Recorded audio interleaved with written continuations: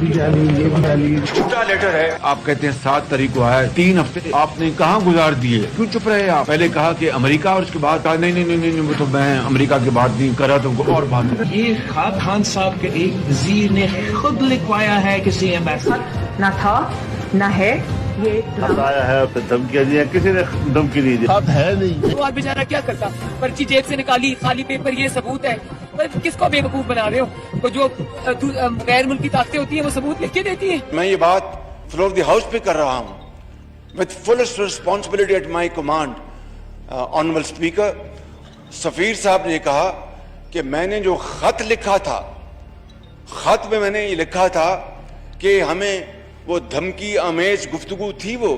مسلم league نون کی رہنما مریم نواز نے کہا ہے کہ سائفر صرف ایک کاغذ کا ٹکڑا نہیں بلکہ ریاست پاکستان کی امانت ہے۔ وزیر خزانہ اسحاق ڈار نے کہا ہے کہ اس سائفر کی سازش میں آفیشل سیکرٹ ایکٹ کی خلاف ورزی کی گئی، قانون کی دھجیاں اڑائی گئیں۔ میٹنگ کے منٹس موجود ہیں مگر سائفر موجود نہیں ہے، یہ قابل معافی نہیں ہے۔ دیکھیں، یہ کہنا کہ یونائیٹڈ اسٹیٹس گورنمنٹ کا ویو تھا، یہ کوئی ڈیلیگیشن لیول ٹاک نہیں تھی led by the foreign secretary اور دا فارن منسٹر اور دا منسٹر آف اسٹیٹ، اور کوئی ڈیلیگیشن لیول ٹاک ہوتی ہے جس میں ساری آپ کی گورنمنٹ ہوتی ہے۔ یہ ایک لنچ میٹنگ میں آپ اپنا اوپینین ایکسپریس کرتے ہیں۔